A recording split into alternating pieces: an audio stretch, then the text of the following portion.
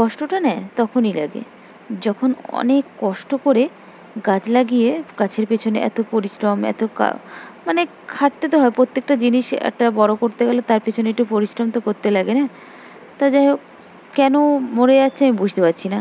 অনেক মানে সব গাছই আছে, লাউ গাছটা হলো সুন্দরভাবে, কত সুন্দর। আগে তোমরা ভিডিও দেখেছো, দেখলে বুঝতে পারবে যে কত সুন্দর ওর একটা গ্রোথ ছিল।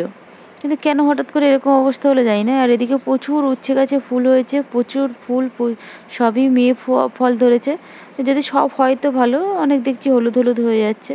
যখন উচ্ছে তুলবো তোমাদের সাথে অবশ্যই শেয়ার করব যে কটা উচ্ছে হলো, কী তুললাম। আর উচ্ছে গাছটা যেহেতু উপরের দিকে বেয়ে উঠে গেছে, ঠিক বাওয়ার জায়গা পাচ্ছে না, তাই একটু প্রবলেম হচ্ছে। আর যখন উচ্ছে গাছটা হয় তখন আমার এই মাচাটা তৈরিও হয়নি। যদি নিচে বাওয়াতে পারতাম তাহলে হয়তো বেশ ভালো হতো। যে কোনো এই লতানো গাছ একটু বাওয়ার জায়গা পেলে না বেশ ভালো হয়। তা যা খারাপ লাগছে আমার লাউ গাছটার জন্য। এত কষ্ট করে লাউ গাছটা লাগিয়ে, মানে জানি না কেন ওর কী অবস্থা। ওই একই ড্রামের মধ্যে ভেন্ডি গাছটাও ঠিক আছে, কিন্তু লাউ গাছটা মরে আছে।